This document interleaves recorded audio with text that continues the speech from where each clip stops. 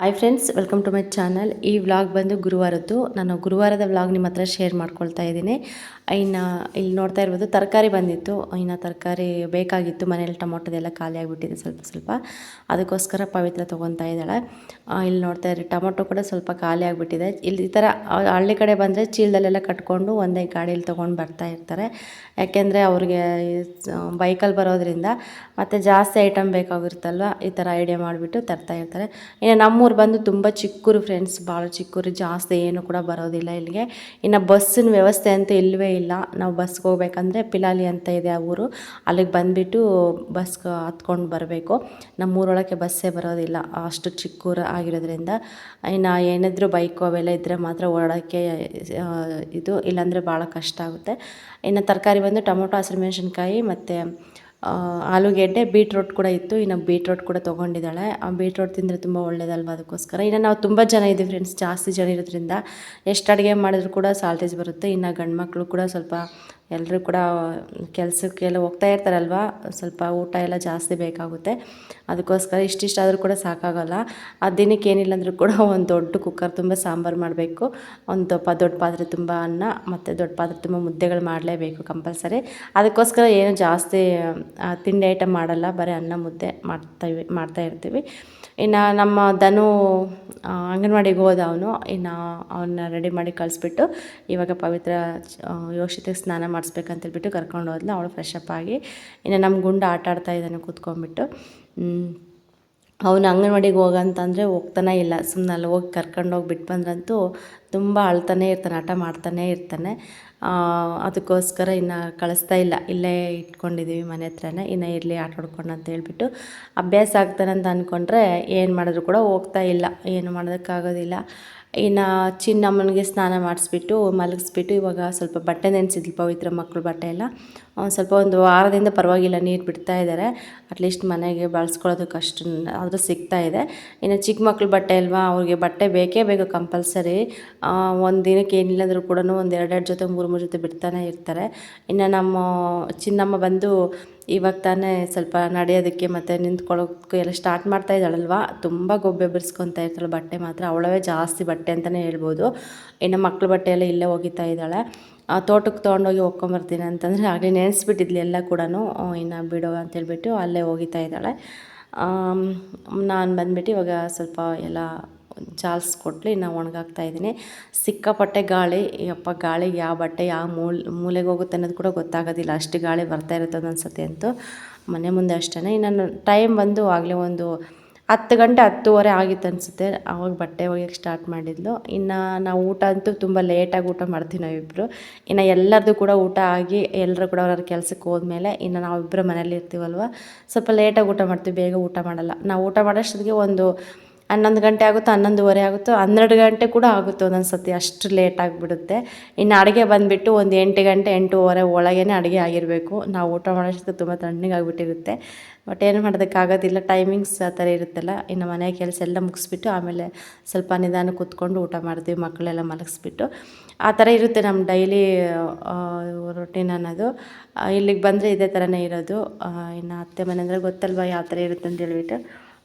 ಇನ್ನು ಅದಕ್ಕೋಸ್ಕರ ಇನ್ನು ಅಲ್ಲಿದ್ರಂತೂ ಇನ್ನು ನಮ್ಮದೇ, ನಾವು ಯಾವಾಗಾದರೂ ಮಾಡ್ಕೊಂಡು ತಿನ್ಬೋದು, ಆ ಥರ ಇರುತ್ತೆ. ಇಲ್ಲಿದ್ದಾಗಂತೂ ಕಂಪಲ್ಸರಿ ಇವೆಲ್ಲ ಪಾಲಿಸಲೇಬೇಕು. ಇನ್ನು ಬೇಗ ಅವರಿಗೆಲ್ಲ ಮನೆ ಕೆಲಸ ಎಲ್ಲ ಮುಗಿಸ್ಬಿಟ್ಟು ಆಮೇಲೆ ಊಟ ಮಾಡೋದು. ಇನ್ನು ಬೇಗನೆ ಊಟ ಮಾಡ್ಕೊಂಡು ಕುತ್ಕೊಳ್ಳೋದಕ್ಕಾಗೋದಿಲ್ಲ ಇಲ್ಲಿ, ಅದಕ್ಕೋಸ್ಕರ. ಇನ್ನು ಮಕ್ಳ ಬಟ್ಟೆ ಮಾತ್ರ ಬೇಗ ಒಕ್ಕೊಡ್ಲಿ, ನಾವು ತೊಗೊಂಬಂದು ಇವಾಗೆಲ್ಲ ಒಣಗಾಕ್ತಾಯಿದ್ದೀನಿ. ಇನ್ನು ನಾವು ಬಟ್ಟೆ ಒಗಿತಾ ಇರೋ ಜಾಗ ಬಂದು ಚಿಕ್ಕಮ್ಮ ಆಗಬೇಕು, ಅವ್ರು ಚಿಕ್ಕಪ್ಪ, ನಮ್ಮ ಚಿಕ್ಕಪ್ಪರ ಮನೆ ಹತ್ರನೇ ಬಟ್ಟೆ ಒಗಿತಾ ಇದ್ದೀವಿ. ಅಲ್ಲೇ ಅವ್ರ ಮನೆ ಮುಂದೆ ನೀರು ಬರ್ತಾ ಇರುತ್ತೆ. ಇನ್ನು ನಮ್ಮ ಮನೆ ಮುಂದೆ ನಲ್ಲಿ ಹಾಕ್ಸಿಲ್ಲ ನಾವು, ಅದಕ್ಕೋಸ್ಕರ ನೀರಿಲ್ಲ ಅಲ್ವಾ, ಅಲ್ಲೇ ನೀರು ಬಂದ ತಕ್ಷಣ ಅಲ್ಲೇ ಸ್ವಲ್ಪ ಟಬ್ಬು ಮತ್ತು ಬಕೆಟೆಲ್ಲ ಇಟ್ಬಿಟ್ಟು ಅಲ್ಲೇ ಚಿಕ್ಕಪ್ಪರ ಮನೆ ಹತ್ರ ನೀರು ಇಟ್ಬಿಟ್ಟು ಇನ್ನು ಅದರ ಚಿಕ್ಕ ಮಕ್ಳು ಬಟ್ಟೆ ಎಲ್ಲ ಇದ್ಬಿಟ್ರೆ ಅಲ್ಲೇ ಒಗ್ದಾಕ್ಬಿಡ್ತೀವಿ. ಮತ್ತು ಮನೆ ಹತ್ರ ಎಲ್ಲ ತೊಗೊಂಬಂದು ಹೋಗಿ ಎಲ್ಲ ಅಲ್ಲೇ ನೀರು ಇರೋದ್ರಿಂದ ಅಲ್ಲೇ ಒಗಿತೀವಿ, ಅದಕ್ಕೋಸ್ಕರ. ಇನ್ನು ಇಲ್ಲಿ ಬಂದುಬಿಟ್ಟು ಏನೋ ಮಕ್ಕಳು ತಿಂತಾರೆ, ಇಲ್ಲ ಸ್ವಲ್ಪ ನಮಗೂ ಕೂಡ ಟೈಮ್ ಪಾಸ್ ಆದಂಗೆ ಆಗುತ್ತೆ ಅಂತೇಳ್ಬಿಟ್ಟು ಪವಿತ್ರ 50 ರೂಪಾಯಿಗೆ 3 ಸೇರು ಅಂತೇಳ್ಬಿಟ್ಟು ಸಂಡಿಗೆ ಬಂದಿದ್ದು ತೊಗೊಂಡಿದ್ದಾಳೆ. ಅದು ಚೆನ್ನಾಗಿರುತ್ತೆ ಅಂತ ಅಂದ್ಕೊಂಡು, ಬಟ್ ಯಾಕೋ ಸ್ವಲ್ಪ ಚೆನ್ನಾಗಿರಲ್ಲ ಫ್ರೆಂಡ್ಸ್ ಇದು. ಇನ್ನು ಹಿರಿಯೂರಲ್ಲಿ ಎಲ್ಲ ಆದರೆ 1/4 kg 30 ರೂಪಾಯಿ ಅಂತ ಹೇಳ್ತಾ ಇರ್ತಾರಕ್ಕ. ನೋಡೋಣ ಚೆನ್ನಾಗಿದ್ದಾವೆ ಅಂತ ಹೇಳ್ಬಿಟ್ಟು ತೊಗೊಂಡಿದ್ಲು. ಸರಿ ಅಂತ ಹೇಳಿ ಒಂದು ಸ್ವಲ್ಪ ಎಣ್ಣೆಗೆ ಹಾಕಿ ಡೀಪ್ ಫ್ರೈ ಮಾಡೋಣ ಅಂತ ಹೇಳ್ಬಿಟ್ಟು ಟ್ರೈಯಲ್ಲಿ ಮಾಡಿದ್ವಿ. ಚೆನ್ನಾಗಿರ್ತಾವೆ ಇಲ್ಲ ಅಂತೇಳ್ಬಿಟ್ಟು ಅಷ್ಟೊಂದು ಹೇಳ್ಕೊಳೋಷ್ಟೇನು ಚೆನ್ನಾಗಿರಲಿಲ್ಲ ಫ್ರೆಂಡ್ಸ್. ಇನ್ನು ಮಕ್ಳಿಗಂತೂ ಬೇಡ ಅಂತ ಹೇಳ್ಬಿಟ್ಟು ಇನ್ನು ನಾವೇ ತಿನ್ಕೊಂಡ್ವಿ. ಮಕ್ಕಳಿಗೆ ಅಂತೂ ಈ ಥರ ಏನು ಕೊಡಲೇಬಾರ್ದು. ಏನೋ ತಿನ್ಬೇಕಂತಂದರೆ 1, 2 ಅಷ್ಟೇ, ಜಾಸ್ತಿ ಕೂಡ ಕೊಡೋಕ್ಕೆ ಹೋಗಬಾರ್ದು. ಅಷ್ಟೊಂದು ತಂದಿದ್ರು ಅವರು, ತುಂಬ ತಂದಿದ್ರು. ಆವಾಗಲೇ ನೋಡ್ಕೋಬೇಕಾಗಿತ್ತು. ಆಗಲೇ ಅವು ಶೇಪ್ ಕೂಡ ಒಂಥರ ಇದ್ವು, ಅಂಕು ಡಂಕು ಆಗಿದ್ದು, ಸರಿಯಾಗಿರಲಿಲ್ಲ ಅವು. ಅವಾಗ ಅನ್ನಿಸ್ತು ಇನ್ನು ತೊಗೊಂಬಿಟ್ಟಿದ್ವಿ ಬಿಡು ಅಂತ ಹೇಳ್ಬಿಟ್ಟು. ಇನ್ನು ಅವರು ಹೊರಟೋಗಿದ್ರು ವಾಪಸ್ ಕೊಡೋಣ ಅಂತಂದರೆ, ಅದಕ್ಕೆ ನೋಡ್ತಾ ಇದ್ವಿ ಯಾವ ಥರ ಬರುತ್ತೆ ಅಂತ ಹೇಳ್ಬಿಟ್ಟು. ಇನ್ನು ಹೇಳ್ಬೇಕಂದ್ರೆ ಇದಕ್ಕೊಂದು ಸ್ವಲ್ಪ ಎಣ್ಣೆ ಜಾಸ್ತಿಯಾಗಿ ಡೀಪ್ ಫ್ರೈ ಮಾಡಿದೆ ಏನಾದರೂ ಚೆನ್ನಾಗಿ ಬರ್ತವಂತ ಅಂದ್ಕೊಂಡ್ವಿ. ಬಟ್ ಅಷ್ಟೊಂದು ಫುಲ್ಲು ಮುಳುಗಷ್ಟು ಎಣ್ಣೆ ಹಾಕಿ ಮಾಡೋದಕ್ಕಾಗೋದಿಲ್ಲ. ಇನ್ನು ಅದಕ್ಕೆ ನೋಡೋಣ ಅಂತೇಳಿ ಟ್ರಯಲ್ ಮಾಡಿದ್ವಿ.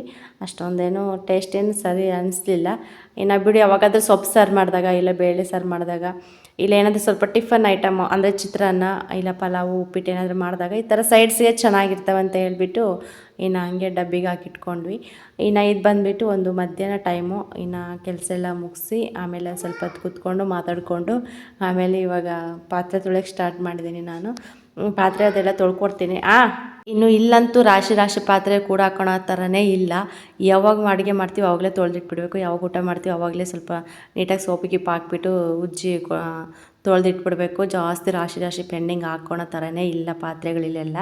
ಇಲ್ಲಾಂದರೆ ನಮ್ಮ ಅತ್ತೆ ಏನಿಲ್ಲ ದಡ ಬುಡು ಅಂತ ಓಡಾಡಿಕೊಂಡು ಆ ಪಾತ್ರೆ ಅಲ್ಲೇ ಐತೆ ಅದಿಲ್ಲೇ ಐತೆ ಅಂತ ಹೇಳ್ಬಿಟ್ಟು ಅವರೇ ತೊಳೆದು ಬಿಡ್ತಾರೆ. ಅದಕ್ಕೋಸ್ಕರ ನಾವು ಅವಾಗ ನೋಡ್ಕೊಂಬಿಟ್ಟು ಎಲ್ಲ ತೊಳೆದು ಕ್ಲೀನ್ ಮಾಡಿಬಿಡ್ತೀವಿ. ಇನ್ನು ಅತ್ತೆ ಇರಲಿಲ್ಲ, ಅವರು ಪಕ್ಕದ ಮನೆಗೆ ಹೋಗಿದ್ರು ಬೀಡಿ ಸುತ್ತಕ್ಕಂತೇಳ್ಬಿಟ್ಟು. ಇನ್ನು ಮಧ್ಯಾಹ್ನ ಊಟ ಎಲ್ಲ ಮಾಡಿಬಿಟ್ಟು ಇನ್ನು ಸ್ವಲ್ಪ ಸಾಂಬಾರ್ದು ಮತ್ತು ಮುದ್ದೆದು ಅನ್ನದ್ದೆಲ್ಲ ಪಾತ್ರೆ ಇರ್ತಾವಲ್ಲ ಅವೆಲ್ಲ ಕೂಡ ಬೇರೆದ್ರಲ್ಲೆಲ್ಲ ತೆಗ್ದಿಟ್ಬಿಟ್ಟು ಇವಾಗ ಅವೆಲ್ಲ ತೊಳಿತಾ ಇದ್ದೀನಿ. ಇನ್ನು ನನ್ನ ಮಗ ಬಂದು ತಲೆ ತಿಂತಾ ಇದ್ದಾನೆ ಇಲ್ಲಿ ನನಗೆ ಸುಮ್ಮನೆ. ಇಲ್ಲಿ ಬಿಕ್ಕೆಕಾಯಿ ಮರ ಇದೆ ಅಲ್ವಾ, ಅವು ದೊಡ್ಡವೇ ಆಗ್ತಾಯಿಲ್ಲ, ಎಷ್ಟಿರೋ ಅಷ್ಟೇ ಇದಾವೆ. ಇನ್ನು ಸ್ವಲ್ಪ ಅಮ್ಮ ಕಿತ್ಕೊಡು ಹಣ್ಣು ಕಿತ್ಕೊಡು ಅಂತ ಕೇಳ್ತಾನೇ ಇದ್ದಾನೆ. ಇಲ್ಲಪ್ಪ ಅವು ತಿನ್ನಕ್ಕೆ ಬರೋದಿಲ್ಲ, ಇನ್ನು ಚಿಕ್ಕವು ಸ್ವಲ್ಪ ದೊಡ್ಡವಾದ್ಮೇಲೆ ತಿನ್ನು ಅಂತೇಳ್ಬಿಟ್ಟು ಹೆಂಗೆ ಸ್ವಲ್ಪ ಸಮಾಧಾನ ಮಾಡ್ತಾಯಿದ್ದೀನಿ. ಅಲ್ಲಿ ನಮ್ಮ ಯೋಷಿತ ಮತ್ತು ಪವಿತ್ರ ಊಟ ಏನೋ ಮಾಡಿಸ್ತಾ ಇದ್ದಾಳೆ ಅನಿಸುತ್ತೆ, ಇಲ್ಲ ಆಟ ಆಡಿಸ್ತಿದ್ದಾಳೆ ಅನಿಸುತ್ತೆ. ಇಲ್ಲ ಹೋಗು ಪಾಪು ಹತ್ರ ಹೋಗು ಅಂತೇಳಿ ಕಳಿಸ್ತಾ ಇದ್ದೀನಿ. ಮತ್ತು ಆಗಲೆಲ್ಲ ಬಂದು ಕೇಳ್ತಾ ಇದ್ದಾನೆ, ಅಮ್ಮ ಕಿತ್ಕೊಡಮ್ಮ ನನಗೆ ಅಂತೇಳ್ಬಿಟ್ಟು. ಅದು ತುಂಬ ಬಿಟ್ಟಿದ್ದಾವೆ, ಬಟ್ ಅವಿನ್ನೂ ಸ್ವಲ್ಪ ಸೈಜ್ ಆಗಬೇಕು. ಇನ್ನು ವೇಟ್ ಮಾಡ್ತಾಯಿದ್ದೀವಿ. ಸ್ವಲ್ಪ ಚೆನ್ನಾಗಿರುತ್ತಪ್ಪ ತಿನ್ನೋದಕ್ಕೆ ಮಾತ್ರ. ಯಾವಾಗ ದೊಡ್ಡವಾಗ್ತು ಅಂತ ವೇಟ್ ಮಾಡ್ತಾಯಿದ್ದೀವಿ ನಾವು ಕೂಡ. ಇನ್ನು ಅದು ಯಾವಾಗ ದೊಡ್ಡವಾಗಬೇಕು ಆವಾಗಲೇ ಆಗಬೇಕಲ್ವ. ಇನ್ನು ಅದಕ್ಕೋಸ್ಕರ ಹಂಗೆ ಸ್ವಲ್ಪ ಮಕ್ಕಳ ಸಮಾಧಾನ ಮಾಡಿ ಕಳಿಸ್ತಾ ಇದ್ದೀವಿ.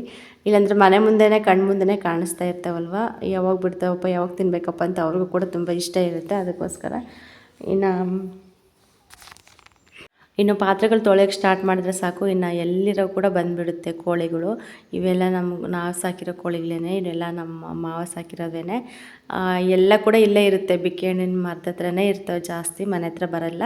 ಇನ್ನು ನಮ್ಮ ಮಾವ ಅವಾಗವಾಗ ಅನ್ನ ಮತ್ತು ಏನಾದರೂ ಮುದ್ದೆ ಮಿಕ್ಕಿದ್ರೆ ಮುದ್ದೆ, ಇಲ್ಲ ಅಕ್ಕಿ ಹಾಕೋದಕ್ಕೆ ಮಾತ್ರ ಬರ್ತಾ ಇರ್ತವೆ. ಇನ್ನು ಆಲ್ಮೋಸ್ಟ್ ಕೆಲಸ ಎಲ್ಲ ಮುಗಿದಿದೆ. ಸಂಜೆ ಫ್ರೆಂಡ್ಸ್, ಇದು ಸಂಜೆ. ಇನ್ನು ರೆಡಿ ಆದ್ವಿ ದೇವಸ್ಥಾನಕ್ಕೆ ಹೋಗೋಣ ಅಂತ ಹೇಳ್ಬಿಟ್ಟು. ಇಲ್ಲೇ ನಮ್ಮೂರ ಪಕ್ಕನೇ ಲಕ್ಕೇನಹಳ್ಳಿ ಅಂತ ಇದೆ, ಅಲ್ಲಿ ಭೂತಪ್ಪ ದೇವಸ್ಥಾನ ಇದೆ, ಭೂತೇಶ್ವರ ದೇವಸ್ಥಾನ. ಅಲ್ಲಿ ಅರಸೇವೆ ಇತ್ತು, ಹೋಗ್ಬಿಟ್ಟು ದರ್ಶನ ಮಾಡಿಕೊಂಡು ಇನ್ನು ಅಲ್ಲೇ ಪ್ರಸಾದ ತಿನ್ಕೊಂಬರೋಣ ಅಂತೇಳ್ಬಿಟ್ಟು ಹೊರಟಿದ್ದೀವಿ. ನೋಡ್ತಾ ಇರ್ಬೋದು ನಮ್ಮ ಯೋಷಿತ ಎಷ್ಟು ಕ್ಯೂಟಾಗಿ ಕಾಣಿಸ್ತಾ ಇದ್ದಾಳೆ ಅಂದರೆ, ಏನೋ ಒಂಥರ ನಾವು ಮಾತಾಡಿದ್ದೆಲ್ಲ ಅರ್ಥ ಮಾಡ್ಕೊತಾ ಇದ್ದಾಳೆ. ಆಗ್ಲೇ ಕೇಳಿದ ತಕ್ಷಣ ಹಂಗೆ ರಿಯಾಕ್ಟ್ ಮಾಡಿಬಿಡ್ತಾಳೆ. ತುಂಬ ಕ್ಯೂಟು, ನನಗೆ ತುಂಬ ಇಷ್ಟ.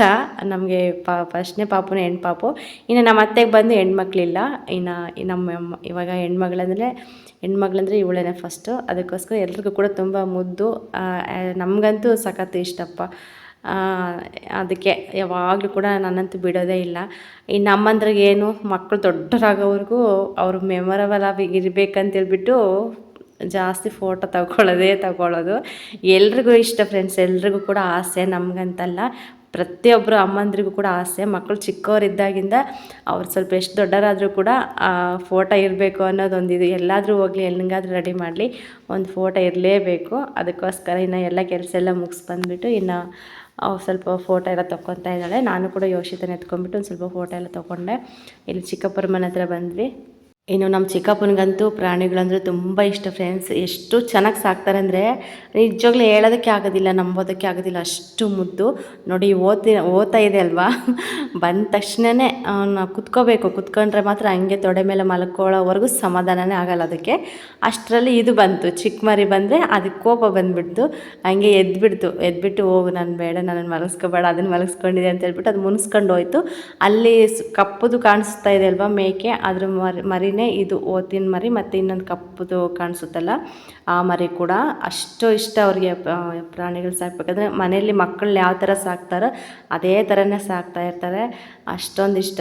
ಅದು ಸ್ವಲ್ಪ ವೀಡಿಯೋ ಮಾಡ್ತೀನಿ ನಿಮಗೆ ನೆಕ್ಸ್ಟ್ ವ್ಲಾಗಲ್ಲಿಗಿನ. ಇನ್ನು ಹೊರಟ್ವಿ ಫ್ರೆಂಡ್ಸ್. ಇನ್ನು ನಮ್ಮದೇ ಆಟೋ ಇರೋದ್ರಿಂದ ಆರಾಮ್ಸೆ ಎಲ್ಲಾದರೂ ಮಕ್ಳು ಕರ್ಕೊಂಡು ಹೋಗಿ ಬರ್ಬೋದು, ರಿಸ್ಕೇ ಇಲ್ಲ. ನನಗಂತೂ ಈ ಥರ ಇದ್ಬಿಟ್ರಂತೂ ಎಲ್ಲಿಗೆ ಬೇಕಾದ್ರೆ ಜರ್ನಿ ಮಾಡ್ತೀನಿ. ಇನ್ನು ಬಸ್ಸಲ್ಲಂತೂ ಮಕ್ಳು ಕರ್ಕೊಂಡು ಹೋಗೋದು ಅಂದರೆ ಅಪ್ಪ ನಿಜವಾಗ್ಲೂ ಭಾಳ ಇದು. ನಾನು ಊರಿಂದ ಇಲ್ಲಿಗೆ ಬರೋಷ್ಟೊತ್ತಿಗೆ ನಂಗೆ ಸಾಕಾಗೋಗುತ್ತೆ ನನ್ನ ಮಗನ ಹತ್ರ. ಅಷ್ಟೊಂದು ಇದು ಮಾಡ್ತಾ ಇರ್ತಾನೆ ಒಂದೊಂದು ಸತಿ. ನಾವು ಬಟ್ಟೆ ಬ್ಯಾಗ್ ಅವೆಲ್ಲ ತೊಗೊಂಡು ಬರಬೇಕಂದ್ರೆ ತುಂಬ ಕಷ್ಟ ಅಲ್ವಾ. ಈ ಥರ ನಮ್ಮದೇ ಸ್ವಲ್ಪ ಬೈಕ್ ಆಗಲಿ, ಈ ಥರ ವೆಹಿಕಲ್ಸ್ ಆಗಲಿ ಏನಾದರೂ ಒಂದಿದ್ದರೆ ಆರಾಮ್ಸೆ ಹೋಗಿ ಫ್ಯಾಮಿಲಿ ಎಲ್ಲ ಬರ್ಬೋದು. ಇನ್ನು ಅತ್ತೆನೇ ಕರೆದ್ವಿ, ಇನ್ನು ಮಾವ ಅಂತೂ ಬರೋದಿಲ್ಲ.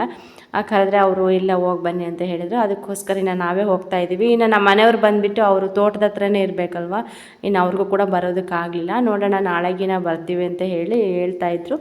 ಸರಿ ಬಿಡು ನಾವೇ ಹೋಗಿ ಬರೋಣ ಅಂತ ಹೇಳ್ಬಿಟ್ಟು ನಾವೇ ಹೊರಟ್ವಿ.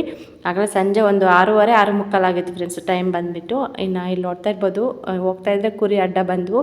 ಎಷ್ಟೊಂದು ಕುರಿ ಇದ್ವು ಅಂದರೆ ಸಿಕ್ಕಾಪಟ್ಟೆ ಕುರಿ ಇದ್ವು. ಎಲ್ಲ ಕೂಡ ಒಂದೊಂದೇ ಸೈಜ್ ಇದೆ, ಅದರಲ್ಲಿ ಚಿಕ್ಕವು ಇಲ್ಲ ದೊಡ್ಡವಿಲ್ಲ, ಎಲ್ಲ ಕೂಡ ಒಂದೇ ಥರನೇ ಕಾಣಿಸ್ತಾ ಇದ್ವು, ಅಷ್ಟೊಂದು ಕುರಿ ಇದ್ವು. ಇನ್ನು ನೆಕ್ಸ್ಟ್ ಲಕ್ಕೇನಹಳ್ಳಿ ಅಂತೇಳ್ಬಿಟ್ಟು ಇಲ್ಲಿ ದೇವಸ್ಥಾನದ ಹತ್ರ ಬಂದ್ವಿ. ಇಲ್ಲಿ ಬಂದು 41 ದಿನ ಅರಸೇವೆ ಇದೆ ಫ್ರೆಂಡ್ಸ್. ಅದಕ್ಕೋಸ್ಕರ 41 ದಿನ ಕೂಡ ಅವ್ರ ಊರಲ್ಲಿ ಯಾರ್ಯಾರು ಅಡುಗೆನೇ ಮಾಡೋ ಹಾಗಿಲ್ಲ. ಪ್ರತಿಯೊಬ್ಬರು ಕೂಡ ಅವ್ರೂರಾಗಂತಲ್ಲ ಪಕ್ಕದೂರವ್ರು ಕೂಡ ಬಂದುಬಿಟ್ಟು ಪ್ರಸಾದ ತಿನ್ಕೊಂಡು ಹೋಗ್ಬೋದು, ಆ ಥರ ವ್ಯವಸ್ಥೆ ಮಾಡಿದ್ದಾರೆ. ಇನ್ನು ಪೂಜೆ ಕೂಡ ಆಗ್ತಾಯಿದೆ. ಇನ್ನು ಪೂಜೆ ಎಲ್ಲ ಮುಗಿಸ್ಕೊಂಬಿಟ್ಟು ಆಮೇಲೆ ಊಟಕ್ಕೆ ಕುತ್ಕೊಂಡ್ಬಿಟ್ಟಿದ್ದೀವಿ ಆಗಲೇ ಲೈನಲ್ಲಿ. ಮತ್ತು ಇನ್ನು ಪೂಜೆ ಎಲ್ಲ ಆದಮೇಲೆ ಊಟಕ್ಕೆ ಇಡ್ತಾರೆ. ಇನ್ನು ಊಟ ಮಾಡ್ಕೊಂಬರೋದಷ್ಟೇ. ದರ್ಶನ ಕೂಡ ಮಾಡ್ಕೊಂಬಿಟ್ಟು ಇನ್ನು ಪಂಕ್ತಿಲಿ ಕುತ್ಕೊಂಡಿದ್ದೀವಿ. ತುಂಬ ಜನ ಫ್ರೆಂಡ್ಸ್, ಏನಿಲ್ಲ ಅಂದ್ರೂ ಫಸ್ಟ್ನೇ ಪಂಕ್ತಿ ಯಾವ ಥರ ಕುತ್ಕೊಳ್ಳುತ್ತೋ ಒಂದು 4 ಪಂಕ್ತಿ ಕೂಡ ಇದೇ ಥರನೇ ಕುತ್ಕೊಳ್ಳುತ್ತೆ, ಅಷ್ಟು ರಶ್ ಇರುತ್ತೆ.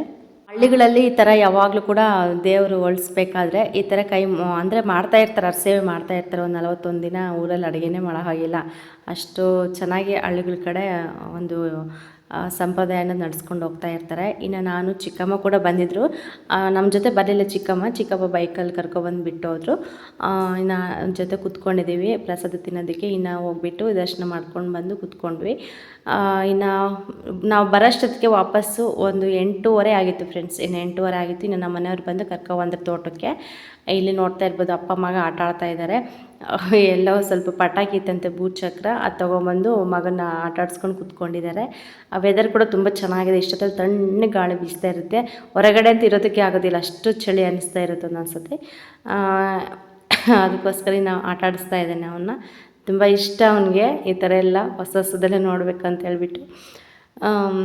ಓಕೆ ಫ್ರೆಂಡ್ಸ್, ಈ ವಿಡಿಯೋ ಇಲ್ಲಿಗೆ ಎಂಡ್ ಮಾಡ್ತೀನಿ. ಯಾರಾದರೂ ಹೊಸ್ದಾಗಿ ನನ್ನ ಚಾನಲ್ ನೋಡಿದ್ರೆ ಪ್ಲೀಸ್ ಸಬ್ಸ್ಕ್ರೈಬ್ ಮಾಡ್ಕೊಂಡು ಚಾನಲ್ ನೋಡಿ, ಹಾಗೆ ಸಪೋರ್ಟ್ ಮಾಡಿ, ಹಾಗೆ ಕಮೆಂಟ್ ಮಾಡಿ. ಸಿಗೋಣ ನೆಕ್ಸ್ಟ್ ವಿಡಿಯೋದಲ್ಲಿ. ಅಲ್ಲಿವರೆಗೂ ಈ ವಿಡಿಯೋನ ನೋಡ್ತಾ ಇರಿ ಫ್ರೆಂಡ್ಸ್, ಸಪೋರ್ಟ್.